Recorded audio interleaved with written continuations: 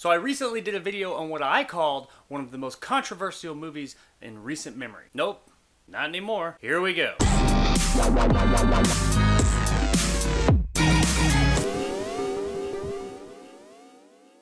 So Captain Marvel is the newest addition to the MCU. In it, we follow Carol Danvers, or as she's known in the beginning of the film, Veers, as she attempts to reclaim her memory and find out who she actually is. In her quest to do so, she ends up on Earth in 1995, where she meets Samuel L. Jackson's Nick Fury, both eyes intact. Together they embark on a quest in a race against time to stop a shape-shifting alien species known as the Skrull from obtaining a piece of technology they need to do some stuff. It's kind of foggy on what exactly that is, but we get the idea that it's bad things. In the process, she discovers her true inner power and becomes Captain Marvel, though she is never referred to by that name in the entire movie. Let's get some things out of the way right here in the beginning. All the real-life things surrounding this movie, with its actors and their views and their possible agendas and all that crap, I care nothing about. While I have heard some of it, it's kind of hard to get away from right now. I haven't fed into any of it. I haven't looked into any of it. I really don't care. I'm here to see a good Marvel movie. I enjoy the Marvel movies as a whole and have enjoyed them for the past 10 plus years. And I'm super excited for Endgame. So going in, I want this movie to be good. I don't care what everybody involved with the movie does on their own time. I care about what I'm going to see for the 2 hours I'm in front of the screen for this film. So what did I see? Well, I didn't see the best Marvel film I've ever seen, that's for sure. Not the worst, but it's not the best either. First, what I did like. Samuel L. Jackson is great in this movie. I really liked seeing a younger and less experienced Nick Fury. And you could tell he was having a lot of fun with the character, and since he does have both his eyes intact in this movie, the whole time they really played with the whole, oh, is this when he's gonna lose his eye? Oh, is that it? And you could tell he was having a good time with that too. Ben Mendelsohn as the villain, I know, I was shocked too, is really good as well. By the time that story arc was done, you actually really feel for his character. And even though he had a ton of prosthetic makeup caked onto his face and body for the majority of the movie, his performance really came through that and you still connected with the character. Also, the special effects they use for de-aging in this movie are flawless. Samuel L. Jackson is on screen a lot in this movie, and whatever special effects wizardry they used to de-age him 25 years looks fantastic. This is something Marvel has gotten better and better at with all its MCU movies lately. In the last movie, Ant-Man and the Wasp,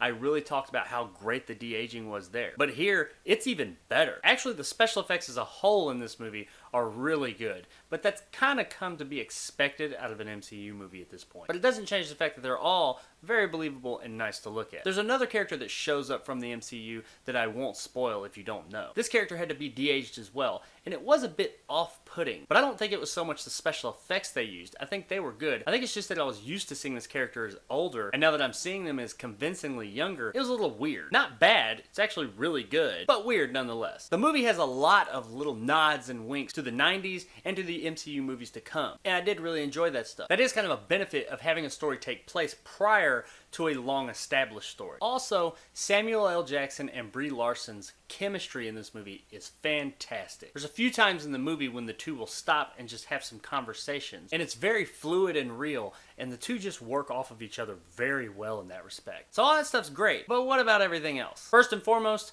the story. It's okay. It's not really anything we haven't seen before, honestly. Even their twist moment, while yeah, it was interesting, we've seen it before. Captain Marvel herself's story just came off as kind of bland, honestly. Now, I will say that the Skrull story arc in the film is probably the most interesting part of all. And with the exception of a couple, the villains in the Marvel movies have always been the shortcoming. So I guess it's a good thing to see that they're finally getting that right. But I fear that it may have been at the expense of the main character story. Then there's the tone. This movie is tonally kind of all over the place. It seems like they couldn't make up their minds exactly what kind of movie they wanted to have. I don't want to ruin anything with specifics, but I will say it's not just the whole entire movie either. While yeah, that is tonally all over the place, it's even scene to scene. There'll be one scene where everybody's just real stoic and walking around and being hero-like. And then seconds later, one of those characters is just laughing it up and being sarcastic and real cavalier about everything. And then seconds later after that, they flip it back to stoic hero mode. Granted, some of these scenes do include the ones I was talking about earlier with Samuel L. Jackson and Brie Larson. And while these scenes stand alone are good, their placement in the movie is just kind of odd at times. And the performances in the movie are odd as well. As I said, Jackson and Mendelsohn do a great job. And I'm not saying anybody does a bad job so much, they're just kind of okay. There's not a ton of emotion to the majority of the performances in this movie. They talk about emotion a lot. In fact, there's a character that specifically tells and really hammers home the point to Carol Danvers that she's never going to be able to harness her true power if she doesn't get her emotions under control. And they really talk about how emotional she is and how it holds her back. And while, yeah, that's talked about, it's never really shown. The majority of the time, she's just pretty straight-faced and bland. Every now and then, she'll bust out with some sarcastic comments and a cavalier attitude, but for the most part, she's just kind of stoic looking. If stoic means emotionless and bland. I do think that this performance is one of the main reasons we have a hard time connecting with this character. Yes, the story coming up a little short and the tonal issues, they play into it as well. But the biggest offender here is the performance of Captain Marvel. She's the main character of the movie, and by the end, I really didn't connect with her at all. And it wasn't just me. The people I went and saw this movie with, they felt the same way. And because of that lack of a connection with the character, a lot of the moments in the movie that were supposed to be big and rousing and exciting just kind of fell flat. And overall, the movie's just not very exciting. I mean, it's not horrible. It's okay. It appears to have all the ingredients that the other MCU movies do. It has great effects. For the most part, it has well choreographed scenes. It's competently shot, and it does all the things that the other ones do in their action scenes. But since there's no connection with that character, you're watching her do these things that should be exciting, you really just kind of don't care. Now, I mean, I was never bored, I'll give it that, but I really can't say I was excited either. Where I realized this the most was near the end of the movie. Now, I'm not spoiling anything here. We all know that this moment was coming. It happens in every MCU movie. It happens in every superhero movie. That moment when they really come into their own and they take a stand and become the hero that they were meant to be. And the music swells and they rise up. And while you're watching, the hairs on your arm and the back of your neck stand up and you're like, fuck yeah! Yeah, that fuck yeah moment, it's in the movie. It happens. It's there. You know it's coming. You see it coming. You're hoping for it. You're waiting for it. But you just don't feel it. It's less of a fuck yeah moment and more of a heck yeah. And that was really disappointing to me. And overall, that's kind of where this movie falls for me. I don't hate it. It wasn't boring, but it wasn't exciting either. And that's something that I've known up to this point I could depend on the MCU for. They've had a near flawless track record. And here, I just feel like there was something else going on, or something's missing. Somebody left out that key ingredient to the sauce that's been in all the other movies. We've been hearing for months that Captain Marvel was so powerful and so awesome and so great. And you have to see Captain Marvel to understand what's going to happen in Endgame. But after seeing the movie, granted, I haven't seen Endgame yet, of course, but I don't really know why I had to see it to understand what's going to happen in Endgame. Hey, in 2 months, maybe I'll see Endgame and be like, ah, now it all makes sense. But as it stands, as a standalone movie,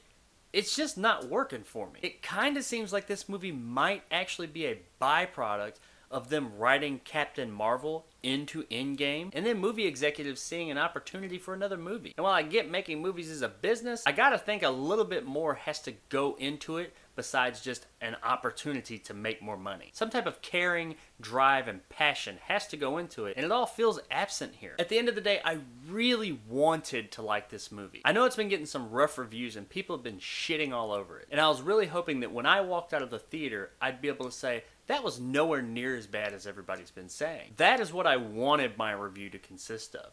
I wanted to come out and tell everybody, everybody's been shitting all over this movie, but it's not really that bad. Look beyond all the real life stuff, and there's a good movie there. But unfortunately, that'd be a lie. Is it a dumpster fire? No, it's not that bad. And it's not awful. As I said, it's never really boring, but on the flip side of that, it's never exciting either. I do see potential in the character, but perhaps like some of the other MCU characters, this character would be better served in an ensemble cast. Look at Hawkeye, Black Widow, even the Hulk. They just work better as an ensemble. So after all that, I gotta say, wait for Netflix on this one. If you're a fan of the MCU, I think it's probably worth seeing, but I don't think it's worth exerting a ton of your time, and especially not your money, in doing so. So when it comes to streaming services, give it a shot one night, and then turn on the next Avenger movie. Maybe it'll take on some new meaning by the time that movie comes out. So there it is, guys, my review of Captain Marvel. Man, I was really hoping this movie would be better. If you enjoyed and want more content like this, hit that subscribe button and help my little channel grow. If you liked what I had to say, give me a thumbs up. If not, let me know in the comments below why. And as always,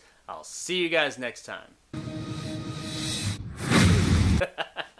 That shit's funny as hell, though. Who hasn't wanted to do that to somebody on a bus before? Bitch, get out of my seat!